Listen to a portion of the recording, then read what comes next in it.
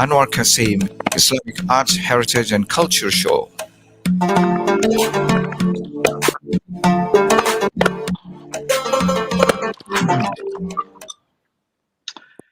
Assalamu alaikum to all our listeners, supporters, and members of our community. We are slowly passing of Ramadan, and may Allah accept all our good intentions of ibadah, our prayers, and serving our communities. We just saw passing of one of the many last 10 days of Ramadan. And Laylatul Qadr is one of the important days that we celebrate. But let's hope that during the last 10 days, regardless Laylatul Qadr, that we have aspired ourselves to do more than 110%, which motivates us and us bring sweetness to the taste of what Ramadan is. Today we've got great speakers, artists, social worker. But let me tell you what's the theme about today. Today's theme is about creativity and community. And it is an exciting period as this will be our last Saturday before next week when it is announced. Let me introduce you to you all, to our viewers, our great speakers and artists. We've got Hasna Weaver, who's a social worker, a spiritual life coach, published poet, and performer as well. And she's a community activist. Assalamu alaikum, Hasna. Thank you for joining us all the way from Luton. Wa alaikum salam wa rahmatullah. How are you? Thank you very much. Second, we've got Rabia Butt, a local lawyer, a community activist, and you may have seen her during our Art in the Park Eid celebration. Sadly, we will not have this year again due to COVID, but she's a fantastic henna artist. So if you haven't seen her or you haven't been or missed her over 2 years, save the date for next year. Inshallah, we will have our physical festival next year after Ramadan. Then from London, we have Sarah Saleem, a founder and a creative director of her own fashion and creative organization called Wassap. Assalamu alaikum to you, Sarah, all the way from London. And finally, one and only the Hatik Muhammad Trickster, his artist name, an international visual artist. You may have seen or come across his great exhibition in London, Dubai. He lives locally. When I say locally, I mean within Buckinghamshire. His artwork shows are seen in Malaysia, in Dubai, but also a collaboration of a great guy that we all respect and admire his work, Al-Sid, a Tunisian calligrapher. Atik, assalamu alaikum, and welcome. And hopefully, Trickster, I hope you are able to join us. And this time there isn't any challenges with you or any of us. I'm hoping the connection works out better this time. But Anouar, you forgot the greatest collaboration I've done is with your team. Of course, yes. You've worked with us in Milton Keynes many times, and you're very close to us, dear to us, not only because you're a local person, but the creative work that it does, it brings the beauty. It's celebrated. And the thing of Ramadan the check is in the post. He hasn't paid me to say those ladies, but to all our listeners, we've got great ladies joining us, talking about equality and diversity among, and we also want to thank Nadia, who's hidden always, who's a coordinator for my show and helps me a lot. Thank you very much, Nadia. But also we have a great team, Ramadan radio team at the background that we never seem to celebrate as they work tirelessly behind the scene. Faisal, and his partner, and many other management team, Ruxana as well, and Muhammad Anjeli as well. We all like to say thank you very much, and making this possible to continue year after year, this community radio that brings Ramadan in a different sphere. Today's, as I said, today's theme is very much about creativity and community. Ramadan has a special place in our hearts, more than other period in our calendar. Certainly, it brings sweetness. It plays an important role in our household, our behavior, in our communities.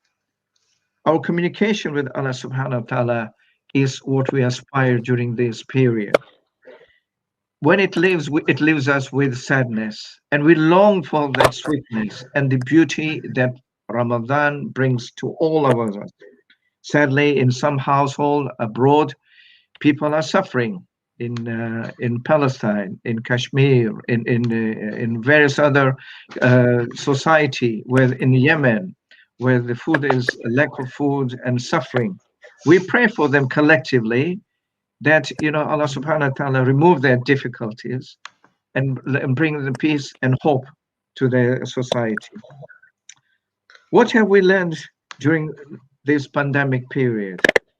And I'd like to invite all our guests, and to start with Hasna Weaver. She writes beautiful poems and everything.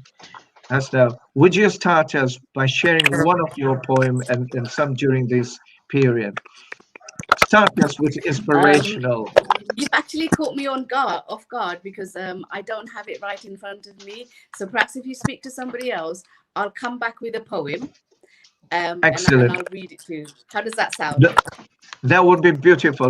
Make sure that you've got one for the end as well. We'll end with one of the inspiration and one later on. That's absolutely fine. I just need to grab my laptop.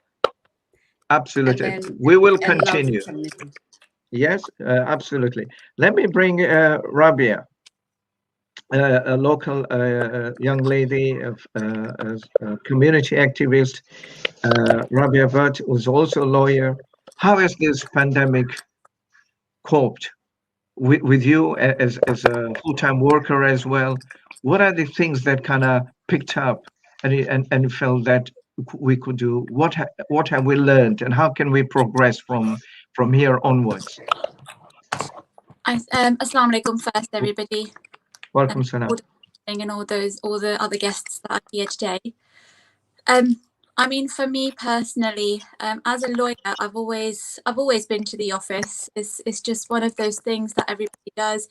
It's a routine. You drop the children to school, you go to the office, and I also do court proceedings. So just seeing everybody, seeing other lawyers has always been good. And when the pandemic hit, it was almost like, where do we go from here? And arrangements had to be made for everything to be remote. And I think one of the things most people have learned is how to deal with matters remotely, whether it's court hearings or meetings. And IT is not everybody's cup of tea. Not everybody is technical in that way. So we've all had to learn how to operate remotely. And so I think that's one of the things that's definitely progressed throughout the year. And has improved.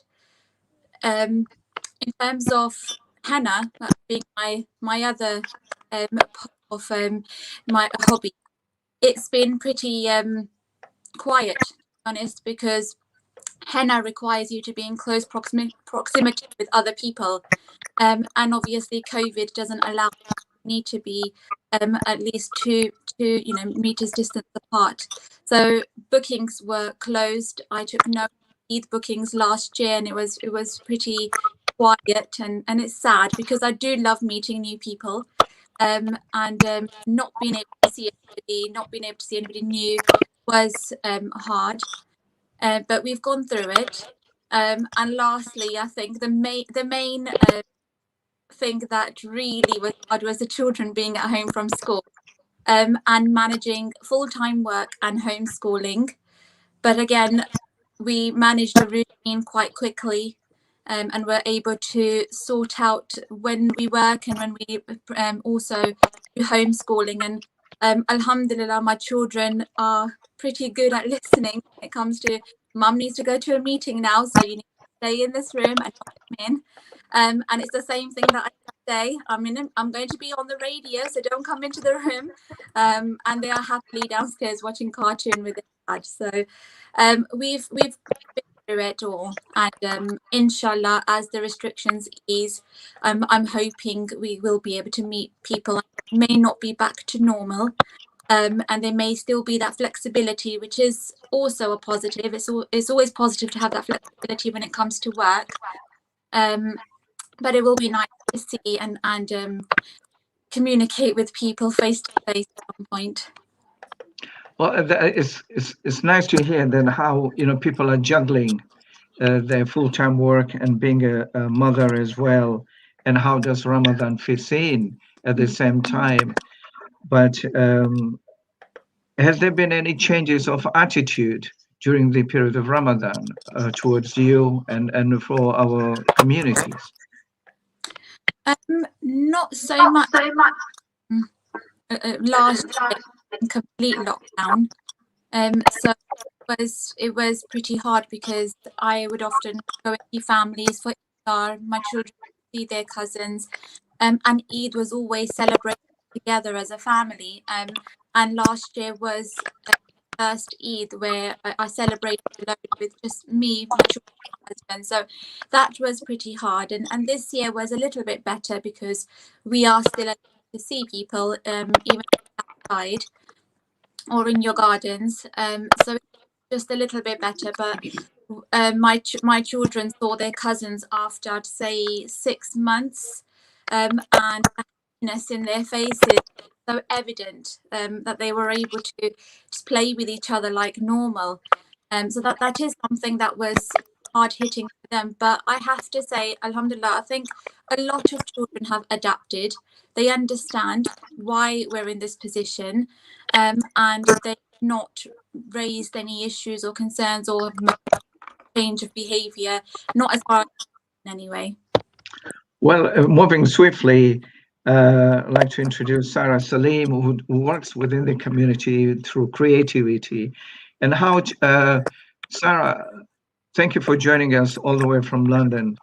What has inspired you during this pandemic period, and how are you, through creativity, your work has brought them together to demonstrate of what Islamic art is, and what have you taken forward?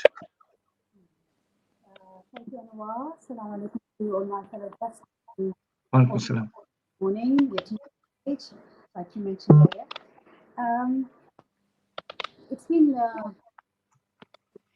really for and the pandemic, for me personally started off with within the first 2 weeks of lockdown, losing our family, my granddad, and it actually became real. And since then, lost a few family members here and back home, some colleagues, and it's been a very challenging. But one thing that I realized was just being thankful.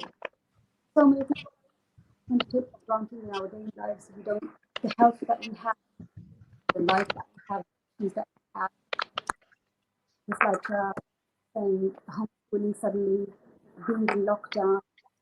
I never appreciated as much as I never thought about lockdown even before, like Syria or other parts of the world.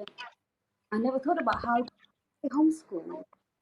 How did they and amazing what inspiring was everybody just connected, just as people, that people to people, everybody if they didn't know their neighbors before, they started talking to their neighbors, finding out how to I decided key worker with my local mosque, and were responding to people's shopping lists and prescriptions, and that brought people close in a way.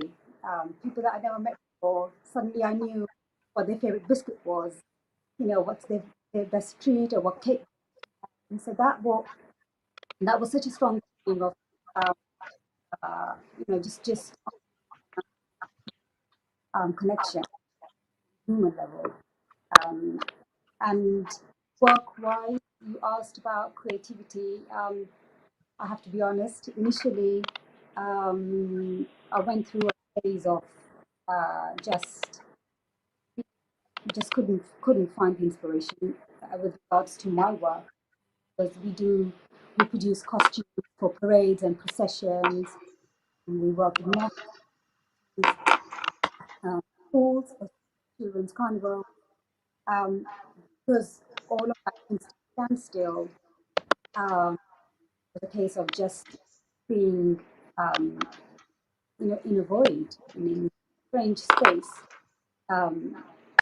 Then I took that time really and to think about life and what we want to achieve, how we can contribute, and play our part. And so I looked around other people who were contributing, and that was very inspiring. Involved in a bigger project, you may have heard. There was a project about doing portraits for our NHS workers and key workers, and so we collaborated with our doctors and surgeons and local food store, peppers. We so did a project with them. We did celebrate the people, and in terms of our own work, we have had to put a lot of measures in place.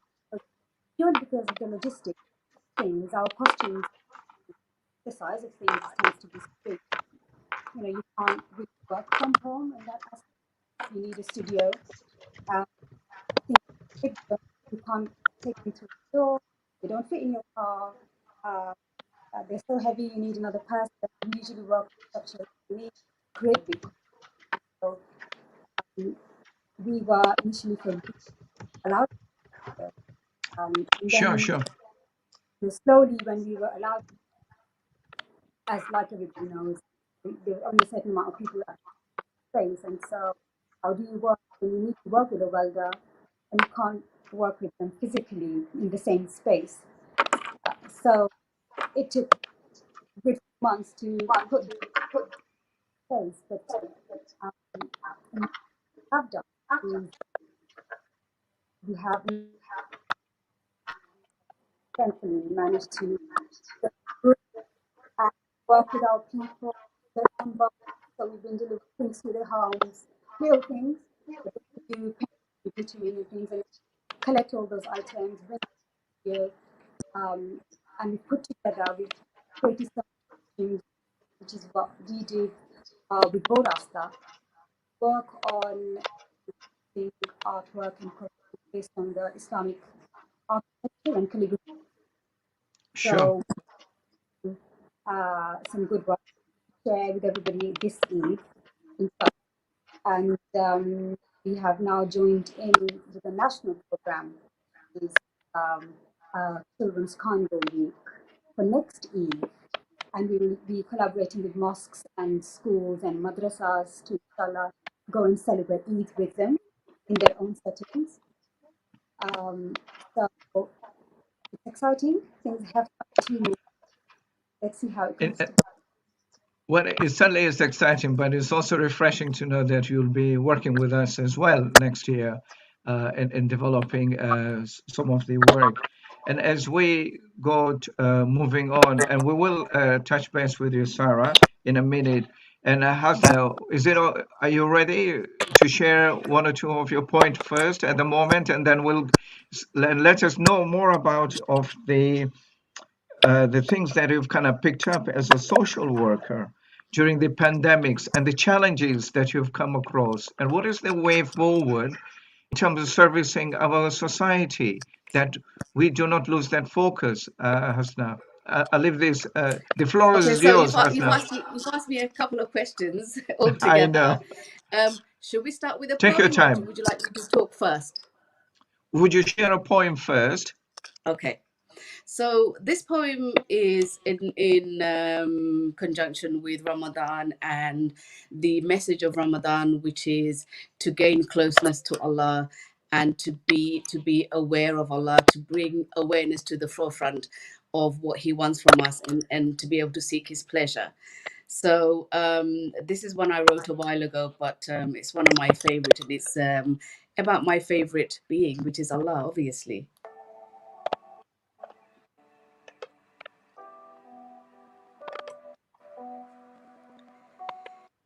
In the depth of the limb that craves only Him, here, deep, deep within, lays the sweetness of the love of my beloved, where the moon only seeks His countenance, gazing lovingly for only one glimpse, where the sun expresses gratitude for His power and presence, where the trees sway from side to side, saying, "Glory be to Him, praise be to Him and His magnificence," where the birds sing His praises as they leave the nest in the morning empty, but come back filled to the brim due to His endless bounty.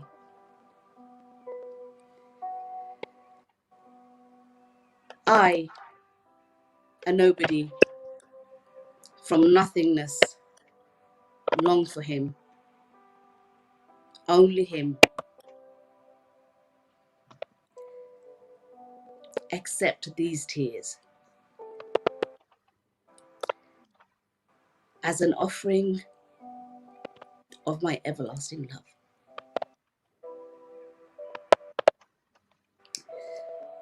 That are pure of any worldly deficiencies. What I receive does not compare to the endlessness of His giving. If I spent every moment of every day in His remembrance, it will still not be enough to match His countless generosity. Come, all lovers of all shapes, colors, and creed. We are all brothers and sisters that only seek Him.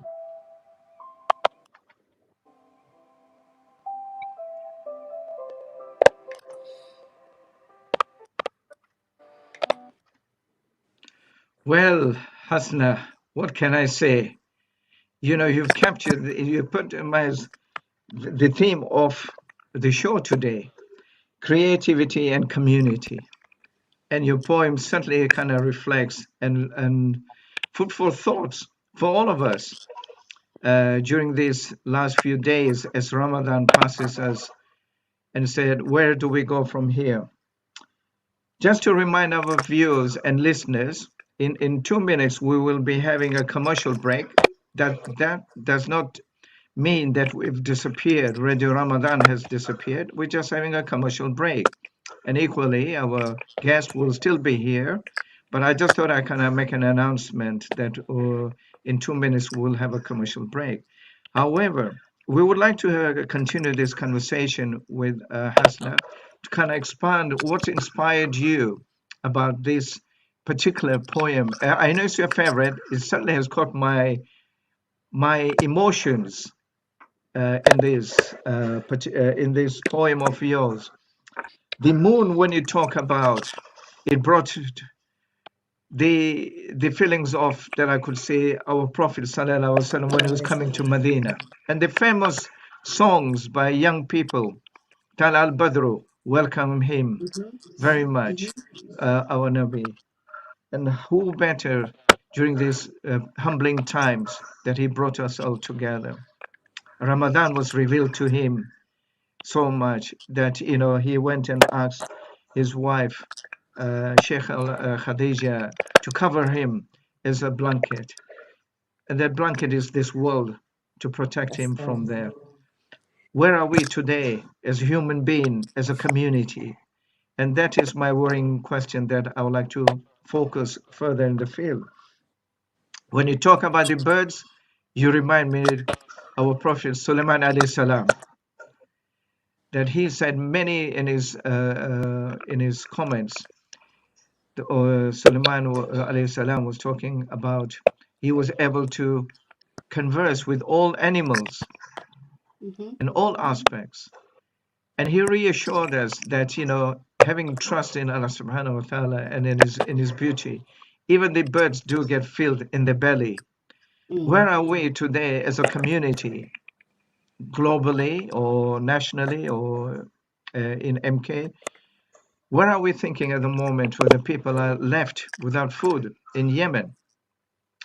People are struggling in other parts of the world, that the leadership, if they could do more and bring the community better, we wouldn't have this the period of hope that we could bring to those people. So Gladly, yeah. So for me, the key to finding inner peace and happiness is being able to connect with yourself and being Hasna, able to connect with Allah. Yeah, can you just Yes. hold on? We've just been informed by my producer we're going on a commercial break. Okay. Just hang on to that and we'll come back to you straight away. So to all our listeners, be with us, and we are having a commercial break any minute now.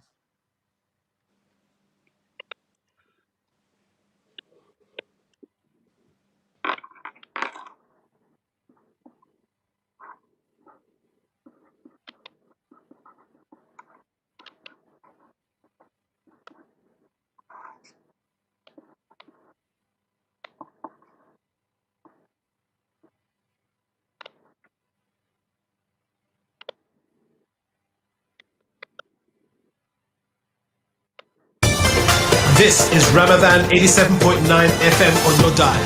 From sun up to sundown, we'll be with you every step of the way.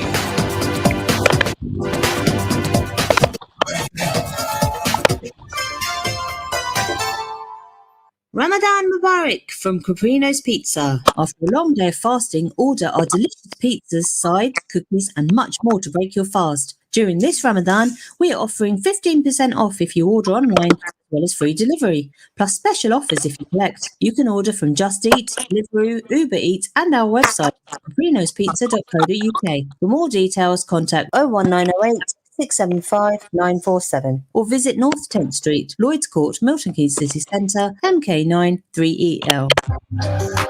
German Doner Kebab wishes you Ramadan Kareem. Enjoy your doner after dusk with us and choose from the original Doner Kebab, the K-Cal, the Doner Crunch Burger, or perhaps the Boss Box and so much more. You can find your nearest GDK at GermanDonerKebab.com or bring the Ramadan experience to your doorstep by signing up for your Ramadan pack at RamadanTentProject.com. German Doner Kebab. Kebabs done right.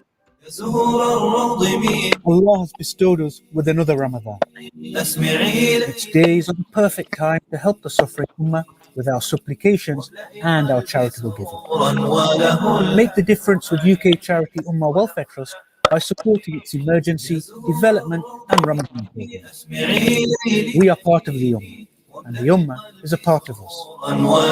So be generous and donate for our brothers and sisters this Ramadan. Come and visit us at Al Ansar and find fantastic deals on food and drink. At Al Ansar, we specialize in Asian groceries and HMC halal meat. We stock products from all over the world and have everything you need this Ramadan. From big packs of rice, flour and oil, to dates, treats, and snacks. You can find us at 153 Queens Way in Bletchley or call us on 01908 411 334. At Ramadan FM, we're dedicated to bringing you non-stop spiritual boosters, and this year we're giving you even more ways to listen live. We're launching our brand new YouTube channel where you'll be able to watch all your favourite presenters and shows in real time. You can even watch from your smart TV. So head over to our YouTube channel, Ramadan FM, and click the subscribe button so you never miss a thing.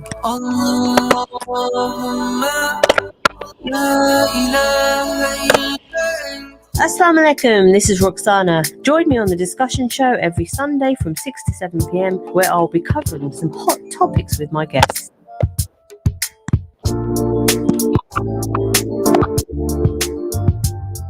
For a list of all our sponsors, please visit ramadanfm.com. Ramadan, 87.9 FM.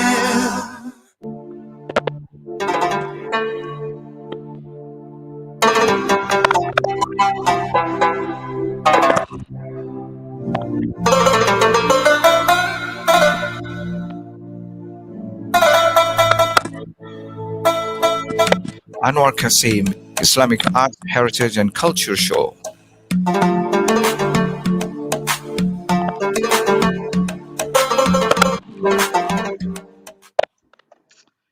Right. Assalamu alaikum to all our listeners, supporters, viewers, and the members of the community. You are participating on Islamic Arts, Heritage and Culture Show, and we have great speakers and artists on board, international artists as well. The theme of today's conversation is all about creativity and community. And if you've just joined us and were not able to hear Hasna Weaver's poem, we are discussing the way forward, and that poem encapsulated what the theme is about: creativity and community. Assalamu alaikum, Hasna. Thank you for staying with us and everything. Sorry about the commercial break. And we were just discussing your poem that, it touched me and it kind of inspired me today about how creatively you put those feelings and emotions together and describing what Ramadan is and what it means to us and everybody else. Would you like to expand on it, please? Thank you. Welcome, Salam. Yeah. That this isn't the poem isn't specifically about Ramadan. To be fair, it's about my life experience and my relationship with God. And it's something that's transient. It's not something that is only specific to Ramadan.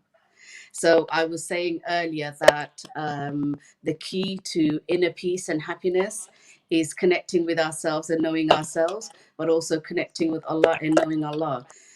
So as well as a social worker, I'm also a spiritual life coach. And during the pandemic, I didn't actually work as a social worker at all, and that was a lot to do with family circumstances. I was doing a lot of life coaching, but I was also connecting with myself in a deep and meaningful way. And for me, the pandemic was not a difficulty whatsoever. It was actually a huge blessing. It gave me an opportunity to be still.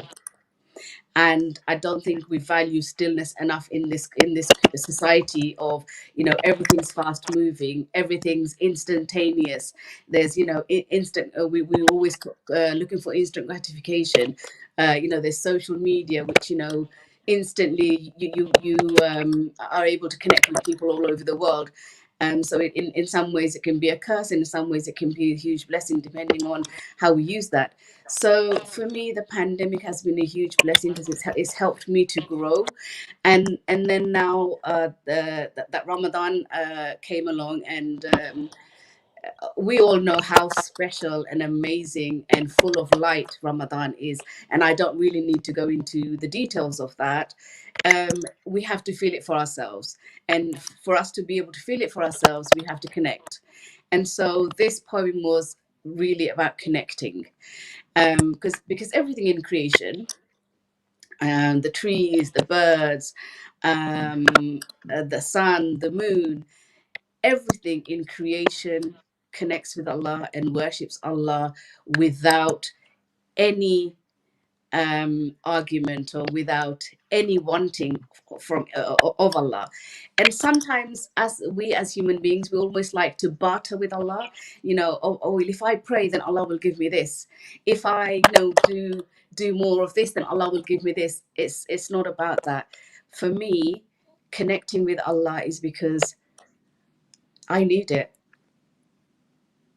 I need we have the physical body and we have the spiritual being, and we are spiritual beings having a human experience.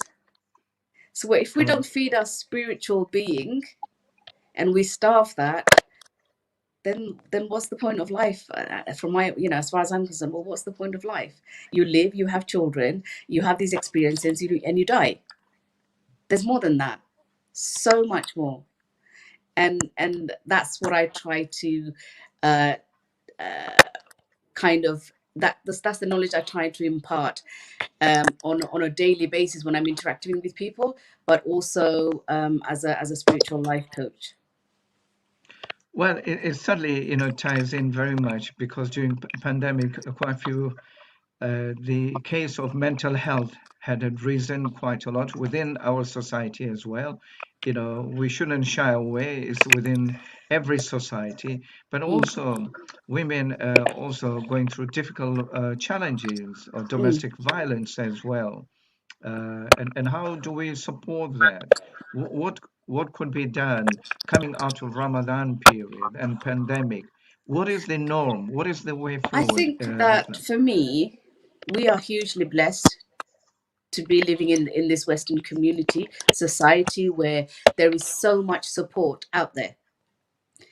It's up to each individual to go and find that support, whatever that looks like, whether it's through your GP, whether it's through a friend, whether it's through professional help, whether it's therapy, coaching. You can actually even be listening to the Quran, because the Quran is a healing for us. Sure. It can be listening to poetry, which actually resonates with us. Yeah. It could be listening to YouTube videos where there are lots of people who actually do free classes and give free information, but it's about finding the support that's right for you. And in terms of how do we help these people, first of all, we have to have access to them, and they have to actually want the support, because we might see lots of people, and I do as well. I see lots of women and men who are struggling with mental health and family finances and so on and so forth. The list is endless, isn't it? But they've got to actually want the help, and then that's where this starts. It starts with an intention, and we send the intention out, and Allah hears our intentions, because He is Al-Latif, and He sends us exactly what we need when we need it. But we've got to make the first step. We've got to make that first movement. And let's hope that as Ramadan passes, we still continue on that pathway very much, because we would be ashamed to be labeled Ramadan Muslim, as in some quarters I hear this, that when Ramadan comes, people are the behavior changes such more graceful and caring, and knocking at your door, and is everything there for you and taking part. As soon as we moved away from the spiritual month and everything, we somehow fall by the wayside, unfortunately. And how do we pick that feeling or that spirituality dimension and that beauty in itself to continue to do so as a life coach? It's a daily practice. Bottom line, it's a daily practice. So Allah gave us this huge, incredible gift of Ramadan, and it's for us to be more conscious of Him, so that we can draw closer to Him. But also, He gives us all these practices so that we can then make it a habit. And I love this English saying, man makes habit, habit makes man. So if we are in the habit of practicing positive things, then we will see a change in our mental health and in our spiritual health and in our psychological health. However, the opposite is true. If we are in the habit of practicing behaviors that are not good for us, then it's just a downhill slide very quickly, and very, without a doubt. So for me, it's whatever we've been practicing in Ramadan, hopefully praying on time as soon as it's time to pray. For me, that is the most important thing for us to carry forward after Ramadan. The Salah, it is the most important thing. Keep the Salah on time, and as soon as it is time, do the extra sunnah, do the extra nafil. Throughout the day, we can actually be in a conscious state of remembering Allah. Doesn't matter what we're doing, driving, cooking, looking after the children, doing some work on the computer. When we doing when we're doing a report, for example, instead of perhaps putting music on, and I'm not against music because I do enjoy music. Perhaps you can put like the Quran Nothing on. wrong with that. No, Yep. not at all. There are, everything has its time and place. But Quran can be actually very, very calming. And so if you're doing a report, or if you're feeling really, really stressed, listen to the ayahs of Sakina. If you just Google ayahs for Sakina, ayahs of peace, it will come up. And choose a reciter that we really enjoy listening to. Inshallah. It's about regular, consistent practice. And Allah says in a hadith Qudsi that I love those acts of worship that are consistent, even if they're small.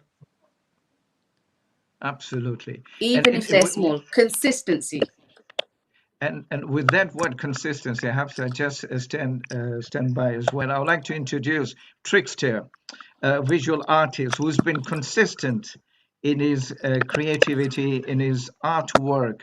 Assalamu alaikum to you. Sorry to keep you waiting, and I'm glad you know what they say? You say the best till last. MashaAllah, you're going to embarrass me now on the radio show. But come on, Anouar, we're good friends. It's okay. I know, and it is good to what the sister is saying about consistent. Tell me how has, through your creativity, your calligraphy and your artwork, how important it is, spirituality and consistency in delivering the beauty. What I've seen has been incredible. Well, I think this is one of the most important things about Islamic art. If you're talking about the spiritual side of things, I mean, to be honest, right, a question on which I like to ask people is, what is Islamic art? And I'll open that question to the floor. If someone says Islamic art, what does that resonate with you guys? Yeah, don't speak at once. For me, it's to do with some of the traditional calligraphy and the patterns, and how the patterns are, they speak to you. Yeah, so it doesn't have to. It doesn't have to necessarily be from the Quran. It's all the traditional patterns that we've used for hundreds and thousands of years, and how that for me comes alive, and it can be used in so many different formats. Sarah, do you want to contribute? How does that work?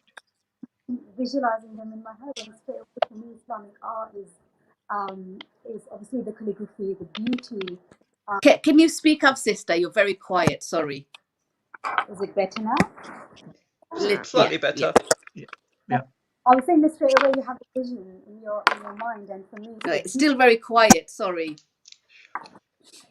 Oh, okay. Should be much better now. Hello.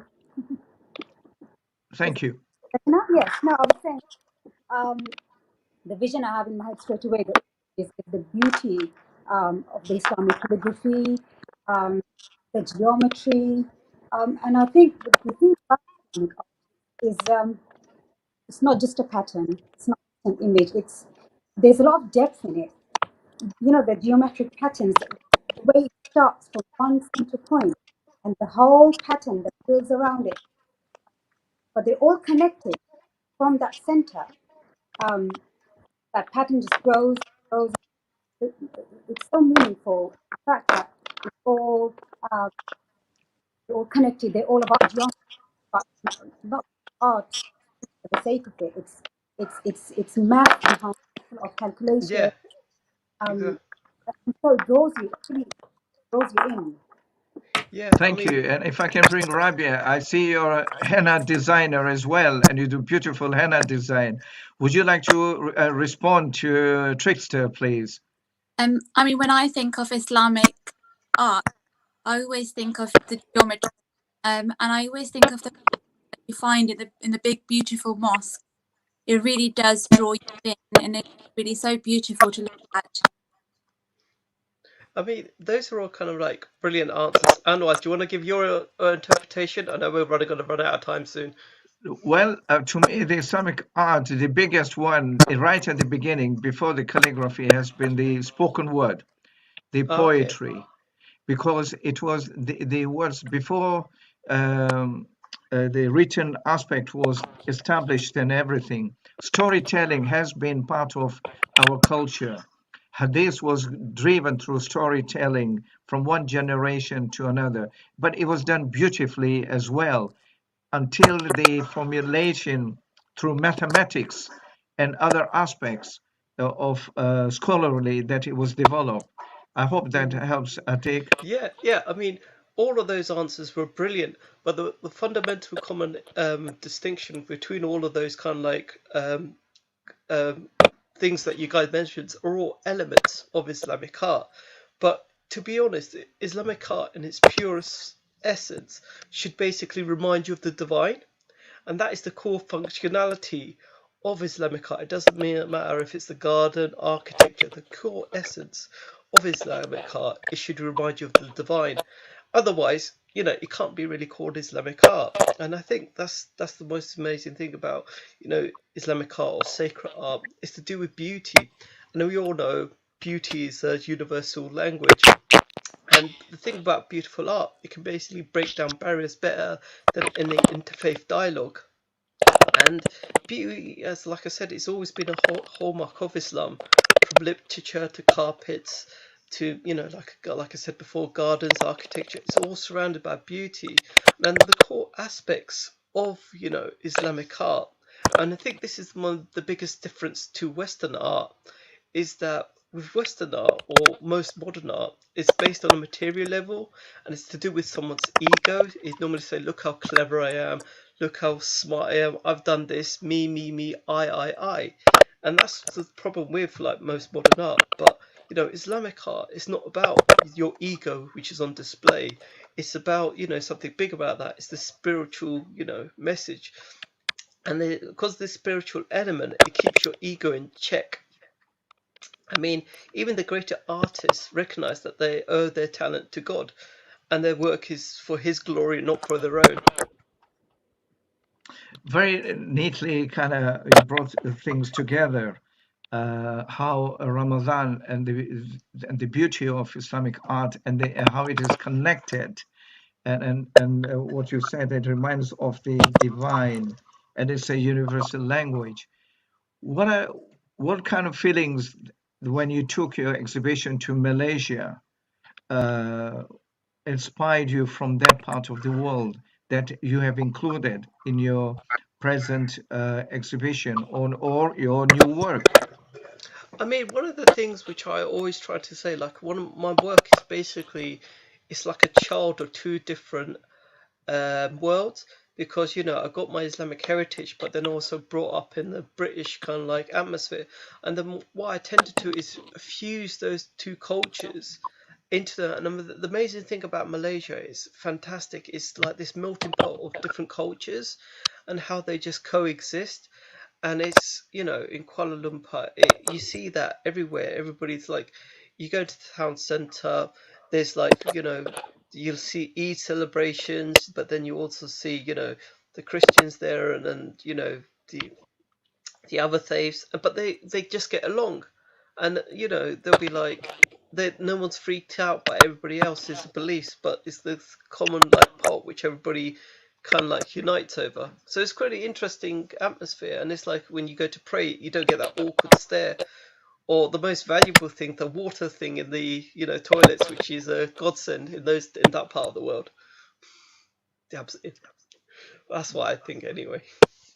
No, it's interesting, for people who are listeners on our show who may or may have not traveled that far, or have a better understanding, and educating them about what Islamic arts heritage, and it is a huge part of our identity. People forget that culture and art and heritage is part and parcel of who we are, and we need to celebrate more equally as theology is in our life.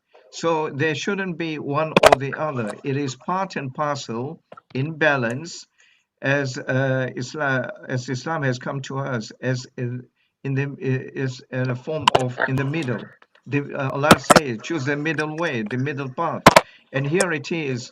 Learning from all you guests today, Trickster and Hasna and Arabia, all, and your fashion designer and creative, Sarah yourself as well, that we ought to kind of aim for the middle path, so that we can show that art or Ramadan can coexist or is able to coexist with various creative sector. Would I be right that, Atik? Yeah, I mean, you're supposed to right. I mean, I think this is where art, especially, and Sarah probably know this, that especially creativity, and there's something I believe myself is that the creative side has this ability to bring people together, and art is a kind of like universal language. It doesn't matter if you're, for example, like Hasna practice poetry or Rabia's with her henna, that creative element brings people together and it's a talking point. And in the same way, like you mentioned, I don't know why sometimes the Muslims living in the West, sometimes we have like this inferiority complex, that we think that sometimes people believe our art isn't good enough and there's just something not good enough. We need to destroy that, because to be honest, some of the best designs have been stolen, well, not stolen, borrowed, whatever you want to call it, from the Islamic world, especially things like the Gothic architecture, the William Morris's Arabesque wallpapers. They're all heavily influenced from like the Islamic world. If they give it its due, whatever, if they give it the amount of respect it deserves is another question. But we as individuals, we as the Muslim people, shouldn't have this inferiority complex to say our work's not good enough. If it's not equally as good, it's better, because like I said, we're not showing our ego on display. And I think, when you see something beautiful, people get attracted to it. I mean, the Prophet ﷺ, one of the most famous things about him was his beautiful qualities. It's this beauty. I mean, yes, he was wise, he was, honourable, but it was his beautiful character which people got attracted to. And I think, beauty is a God-given element, and then ugliness is just a man-made concept that we try to destroy anything that we don't understand. Thank you, and Sarah, I hope you're able to join us well. There were some challenges with our system, IT system, and everything. In terms of preparation, how much time it takes you to organize some of this creative work with the young people that you've been working on? Could you just enlighten us so our listeners can understand and appreciate? So, your question, and something that one of my colleagues mentioned earlier is again going back to the Islamic art and the fact that we work with these young people, and I completely agree with my other colleagues talking about the fact that we don't take pride in the beauty of it. And I go through every day when we work with young people, we work with people from other faiths. But when they look at, and that's the thing about Islamic art, it's not so meaningful because it's about just the pattern itself. And it really draws people, like, for example, look at these patterns and they just start, they don't want to stop because, you know, you start, it's that one center, that oneness that the whole pattern revolves around. It's like this world is revolving around. And they start building the next shape, the next after and after. And it does take, it's a long process to put one thing together. For example, starting from a pattern on paper, the sketches on paper, and then talking about the materials, what materials best to use, how do you put this together, what structures. And so it's not a job for one person, really. I was saying earlier that we need people, we need a team, and I feel very lucky to be working with PCA and be mentored by Karen, who's the artistic director there. We have a structural engineer who does the welding for us, for example, or who puts the rods. So if you want to make a big costume, how do we put it together? How going to wear it? There's a backpack involved. What patterns can go in it? What will you see from the side? And therefore the welders they weld things in place. Then we try on the children or on the person wearing the costume. You have to consider the weight. What weight can be carried by obviously the build, the shoulders we have, you know, the strength we have in the body. Sure, Sarah, I understand as we're coming very close to the finishing program, you know, that it is a complexity, it's your teamwork. And this it can inspire, and Ramadan is about the team affection working together, community connecting with community and connectivity. And on as we move on towards coming to the end of our program, I'd just like to reintroduce Hasna with a poem, and then we'll have a final word with Rabia as well. Hasna, would you like to inspire with us with another one of your poem, please?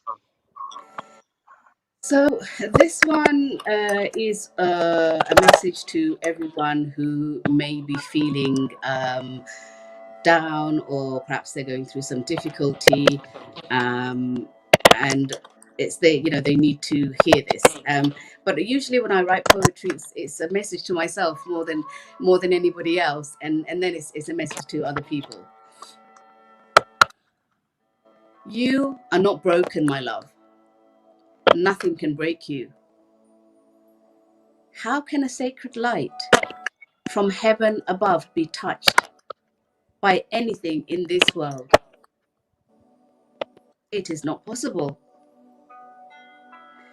You are not broken, my sweet. You were whole and complete when you entered this realm. You will such remain till you go back to the real. How can light be penetrated, especially one that came from sacred source? Don't you see?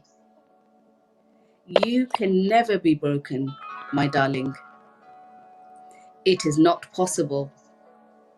How can a mountain be broken? It erodes for sure, but will always stand strong.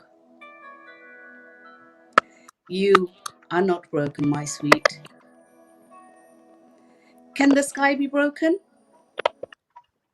Even after the thunder and storm, it still remains whole. It carries on as normal. So you see, my dear, you are not broken. Don't ever let anyone say any different. You were and will always be whole. That's beautiful. You can never be broken. What a strap line moving us forward that reflects all our activity, day-to-day activity with Sarah and her teamwork with the Tricksters. Rabia, where do we take this forward with the mentor of You Cannot Be Broken as a lawyer? This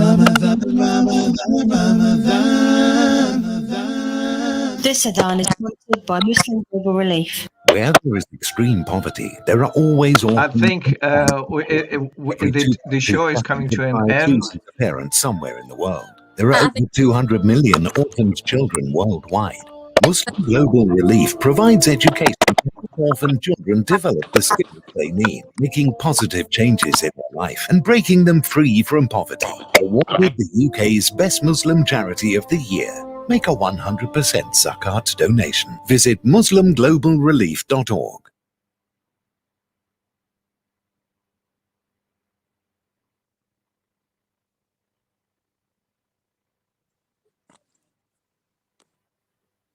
Take care. الله أكبر الله أكبر الله أكبر الله أكبر أشهد أن لا إله إلا